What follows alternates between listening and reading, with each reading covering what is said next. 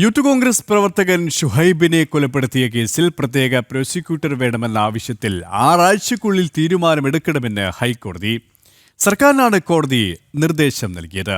അതുവരെ കേസിന്റെ വിചാരണ നടപടികൾ ഹൈക്കോടതി സ്റ്റേ ചെയ്തു. കോൺഗ്രസ് പ്രവർത്തകൻ ഷുഹൈബിന്റെ വധക്കേസിൽ പ്രത്യേക പ്രോസിക്യൂട്ടർ വേണമെന്ന ആവശ്യത്തിൽ 6 ആഴ്ചയ്ക്കുള്ളിൽ സംസ്ഥാന സർക്കാർ തീരുമാനമെടുക്കണമെന്നാണ് ഹൈക്കോടതിയുടെ നിർദ്ദേശം. ആഭ്യന്തര വകുപ്പ് അഡീഷണൽ ചീഫ് സെക്രട്ടറിക്ക് സിംഗിൾ ബെഞ്ചാണ് നിർദ്ദേശം നൽകിയത്. അതുവരെ കേസിന്റെ വിചാരണ നടപടികൾ ഹൈക്കോടതി സ്റ്റേ ചെയ്തു.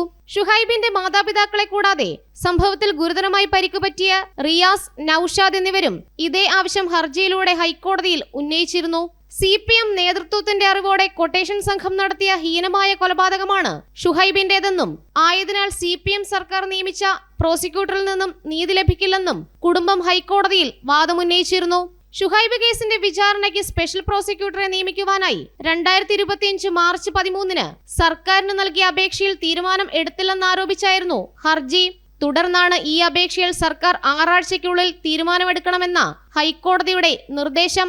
തലശ്ശേരി 3ാം അഡീഷണൽ സെഷൻസ് കോടതിയിലെ വിചാരണ നടപടികൾക്കാണ് അതുവരെ സ്റ്റേ. 2018 ഫെബ്രുവരി 12 യൂത്ത് കോൺഗ്രസ് നേതാവ് ഷുഹൈബിനെ CPM അക്രമി സംഘം കൊലപ്പെടുത്തിയത്. ജനം, കൊച്ചി.